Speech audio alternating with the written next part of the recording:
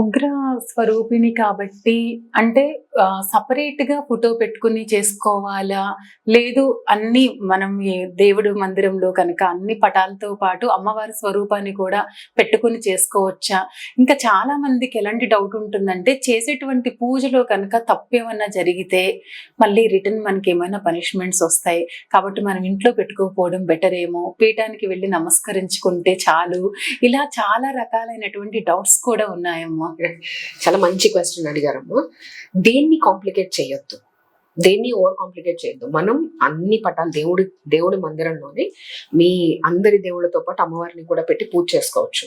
మీరు పూజ ఎలా చేసుకుంటారో, మీకు ఎలా అలవాటు ఉందో, మీ పెద్దవాళ్ళు మీకు ఎలా నేర్పించారో అలాగే పూజ చేయండి. కాంప్లికేట్ చేయొద్దు దేన్ని.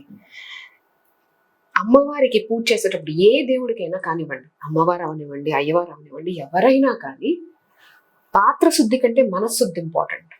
మనం ఎంత భక్తితో ఎంత ఆర్తితో అమ్మ అని పిలుస్తున్నాం, పూజ చేస్తున్నాం అనేది చాలా ఇంపార్టెంట్. సో ఇట్లాంటి డౌట్స్ ఏం పెట్టుకోవద్దు. చక్కగా మీ పూజా మందిరంలో అమ్మవారి ఫోటో పెట్టుకొని ప్రశాంతంగా పూజ చేసుకోండి.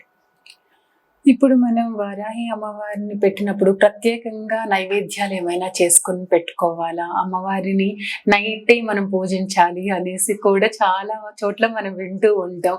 అంటే పూజించేటప్పుడు చాలా రహస్యంగా పూజించాలి, ఎవరికి చెప్పకూడదు, ఇలా చాలా రకాలైన డౌట్స్ ఉన్నాయి. రైట్. అమ్మవారిని నైటే పూజ చేయాలి అని ఆబ్లిగేషన్ ఏమీ లేదు. రెగ్యులర్ గా మనం చేసుకునే పూజ కొంతమంది మార్నింగ్ వీలుంటే మార్నింగ్ చేస్తారు, ఈవినింగ్ వీలుంటే ఈవినింగ్ చేస్తారు. వారాహి అమ్మవారికి నైట్ టైం పూజ చేస్తారు అనేది వాస్తవమే, కానీ అది ఉపాసకులు చేస్తారు. మనం రెగ్యులర్ గా పూజ చేసుకునే వాళ్ళం ఎవరైనా చక్కగా అమ్మవారికి మనకి ఎప్పుడు ఉదయం చేసుకుంటే ఉదయం, సాయంత్రం చేసుకుంటే సాయంత్రం, ప్రత్యేక నైవేద్యాలు ఏమీ అవసరం లేదమ్మా. అమ్మవారికి ఏంటంటే ఎరుపు రంగు ఫ్రూట్స్ అంటే చాలా ఇష్టం. దానిమ్మ, తర్వాత వాటర్మెలన్, ఇట్లాంటి కొంచెం ఎరుపు రంగు ఉన్న ఫ్రూట్స్ అంటే చాలా ఇష్టం. అట్లాగే దుంపలు కూడా చాలా ఇష్టం. మనం నైవేద్యం పెట్టేటప్పుడు చిలకడ దుంపలు, క్యారెట్స్, బీట్రూట్స్ ఇట్లాంటివి పెట్టచ్చు. దాని తర్వాత పానకం, బెల్లం పానకం పెడతారు అమ్మవారికి, అది కూడా ఆమెకు చాలా ఇష్టం. అన్నం పాయసం, అన్నంతో చేసిన పాయసం. సో మన శక్తి కొలది, మన ఓపిక కొలది. రోజు ప్రత్యేకంగా నైవేద్యం చేసి పెట్టాలంటే అందరికీ కష్టం.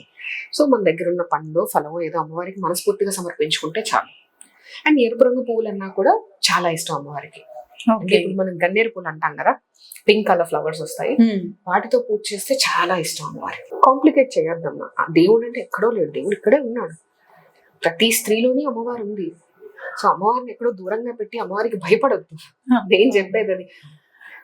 మనం ఎప్పుడన్నా తప్పు చేసాం అనుకోండి, మన తల్లి ఏం చేస్తుంది వచ్చి, సరే మీ పిల్లలు ఏదైనా చిన్న తప్పు చేశారు, పొరపాటు జరిగింది, లేదా తప్పే చేశారు, వాళ్ళకి తెలిసే చేశారు, మీరేం చేస్తారు అంటే ఫస్ట్ మందలించడము, లేదంటే ఎక్స్ప్లెయిన్ చేయడం, లేదు వినట్లేదంటే ఒక్కొక్కసారి దెబ్బ కూడా వేయాల్సి ఉంటుంది. ఒక దెబ్బ వేస్తాం.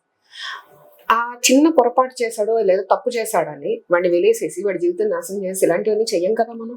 అసలు మళ్ళీ ఒక్క పూట తినకపోతే మనకే బాధ. మళ్ళీ బతిమాలి తీసుకొచ్చి కూర్చోబెట్టి అన్నం తినిపించి ఇన్ని చేస్తాం. ఒక తల్లికి అలా ఉంటే జగన్మాత, ఆవిడికి ఎంత ప్రేమ ఉండాలి భక్తుల మీద, ఆవిడ పిల్లల మీద ఆవిడకి ఎంత ప్రేమ ఉండాలి.